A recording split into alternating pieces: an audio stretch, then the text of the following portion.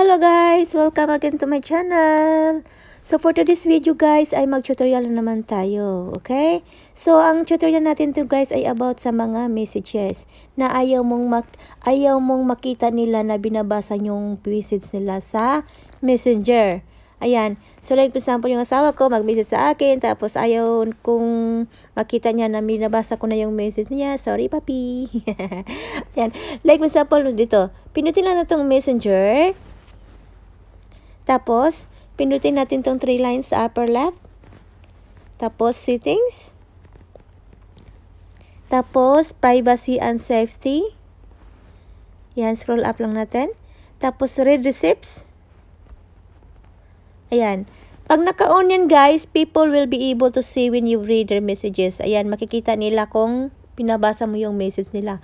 Pero, pag i-off mo ito guys, ayan, people won't be able to see when you read their messages, hindi nila makikita.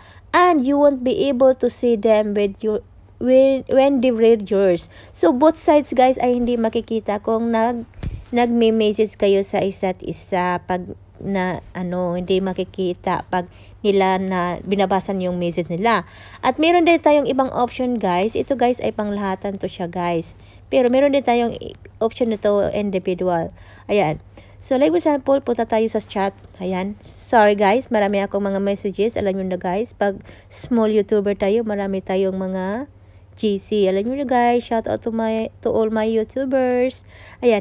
Like for example guys, ito si Adam Nicolas, admin namin to guys. Ayan. Sa mga alam nyo guys, watu-watu. Ayan.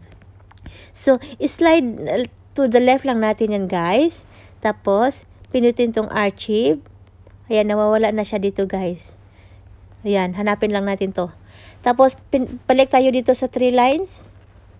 Tapos, pinutin natin tong archive. Ayan. Hintay lang natin guys ha. Ayan, nandyan na guys. So, pindutin mo lang yan.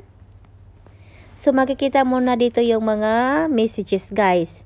Aside if mag-reply ka dyan, syempre makikita niya na binabasa mo. Pero pag hindi ka mag-reply dyan, hindi yan makikita niya na binabasa mo na yung message niya. So, ganun lang guys. So, ayan lang guys. Thank you for watching. See you for my next video tutorial. Bye-bye!